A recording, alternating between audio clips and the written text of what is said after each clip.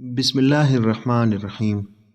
ایک دفعہ کا ذکر ہے کہ مصر میں ایک عیاش پرست بادشاہ کی حکومت تھی۔ اس نے ملک میں اعلان کر دیا کہ جو بھی لڑکی شادی کرے گی وہ پہلی رات میرے ساتھ گزارے گی۔ اس طرح بادشاہ نے ملک کی بہت ساری لڑکیوں سے زنا کر کے ان کی زندگیاں برباد کر دی تھی۔ وقت اس طرح گزرتا گیا اور جب بادشاہ کی بیٹی جوان ہوئی تو بادشاہ نے اس کی شادی کرنا چاہی۔ اس خبر کا ملک میں شور رچ گیا کہ بادشاہ کی بیٹی کی شادی ہے، اس لیے اب بادشاہ کو پہلی رات اپنی بیٹی کے ساتھ زنا کرنا ہوگا، ورنہ ہم بادشاہ کے خلاف بغاوت کا اعلان کر دیں گے۔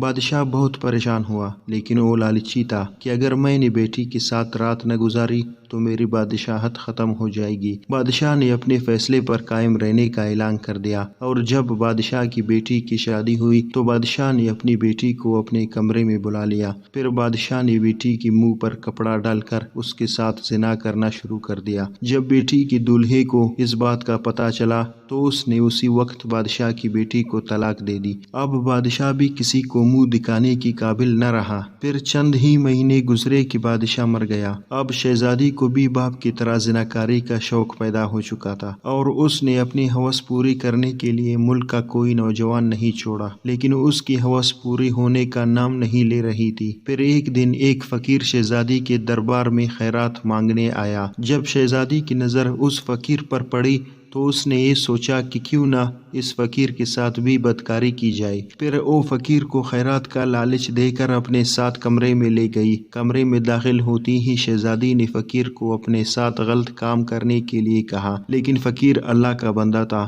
اس نے شہزادی کو اس کام سے منع کیا۔ لیکن شہزادی نے جیسی ہی زبردستی کرنا چاہی تو اس فقیر نے ایسا کلام پڑھا کہ شہزادی اسی وقت تڑپ تڑپ کر مر گئی۔ برائی کا انجام ہمیشہ برا ہی ہوتا ہے۔